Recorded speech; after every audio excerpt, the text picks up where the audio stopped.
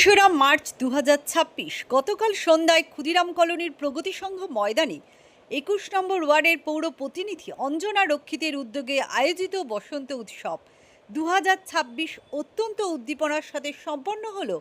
বসন্ত রঙের ছোঁয়ায় এবং সংস্কৃতির আবহে এলাকাটি এক আনন্দ নগরে পরিণত হয়েছিল।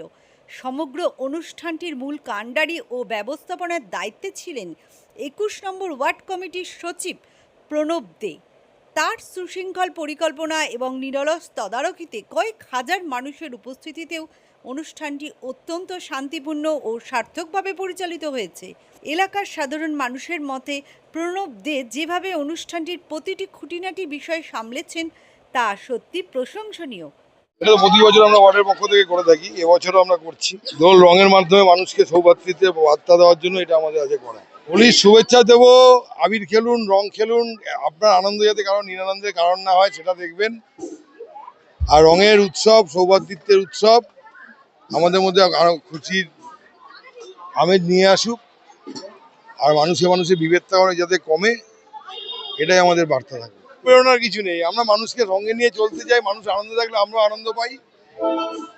আমরা চাই মানুষ আমাদের সঙ্গে থাকুক, সবসময় আনন্দে মেতে থাকুক, সেই জন্য আমাদের এই উদ্যোগ। আরো আমরা একটা অভিনব প্রোগ্রাম করবো 8ই জানুয়ারি আন্তর্জাতিক নারী দিবস উপলক্ষে, সেটা আমি এখন বলছি না, সেটা এখন অব্দি এটা হয়নি, এটা হবে 8 তারিখে। একটা ভূমিকা নেবে, এসআইআরটা আমাদের ভূমিকা নিত না, কিন্তু ভোটার লিস্টটা বেরোনোর পর যেটা আমরা দেখছি, মানুষকে জোর করে ভোটদান থেকে বিরত রাখার জন্য একটা বিজেপির চক্রান্ত নির্বাচন কমিশনকে সঙ্গে নিয়ে আমরা নিজেদের ওয়ার্ডেও দেখি বহু লোক যাদের বাবা মার 2002-তে নাম আছে, ইভেন নিউ ভোটার যাদের 18 বছর বয়স অ্যাপ্লাই করেছে, তাদের তো এত কিছু লাগার প্রয়োজনই ছিল না, তাদের নামগুলো আস্তে আস্তে কেটে দেওয়া হচ্ছে। ইভেন লোকসভা ভোটের নতুন নাম উঠেছিল, ভোট দিয়েছে, বিধানসভা ভোটের আগে এখন তাদের নাম নেই। আমরা সেগুলো নিয়ে একটা বড় জায়গায় দিদি অলরেডি ধর্নার কর্মসূচি ঘোষণা করেছে।